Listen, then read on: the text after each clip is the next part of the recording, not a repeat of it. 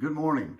Today, our devotion time comes from Genesis in the 49th chapter. And in this, we're talking about Jacob, or Israel, as he is also known, is calling together his 12 sons, calling the congregation together, as it were. And he said, I want you to listen to me. I want to tell you what's coming. I want to tell you all that's going to befall you down the road. His intent was to unite these brothers and their families in love for all of the coming time before the Messiah arrives. He started with his oldest son, Reuben, and then he went down the list. And when he got to Judah, he said some very just glorious things to Judah. He said, verse 8 says, your brothers are going to praise you. You know, when we look at these brothers and how some of them were very passive, some were angry all the time, some were just different types of men. This is a high praise from Israel or Jacob, saying your brothers are going to praise you. He's told, Judah is told that from his lineage, the Messiah will come. And that's pretty important. He tells 6 more of his sons about his prophecy for them and the differences they have. And then he gets down to Joseph and Benjamin. And he talks to Joseph quite a while. He reminded Joseph of all of the difficulties he had in his life. Jacob had 2 favorite sons, Joseph and Benjamin. But he said, you've prevailed, Joseph, against all of these things. Kind of like he's telling them what Christ will do one of these days, and maybe perhaps as the church of Christ will do down the road for us to see and to hear.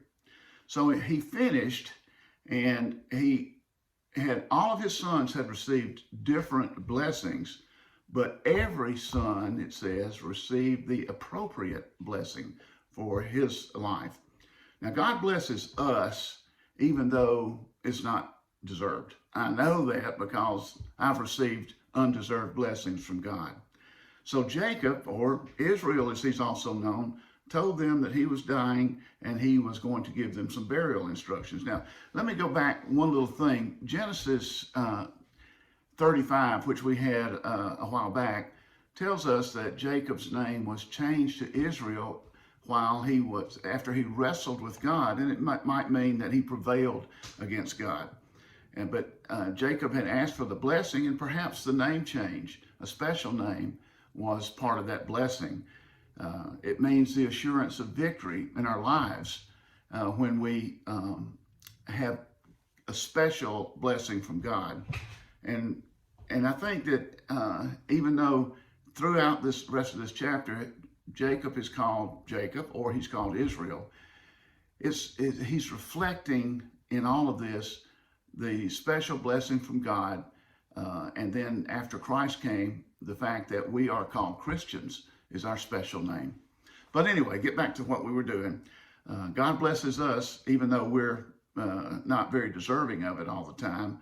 And Jacob tells his sons, I'm dying, here's my instructions. And when he had finished, he breathed his last. And verse 33 says, he was gathered to his people. Those are the last words of this chapter. And it's not a sad time.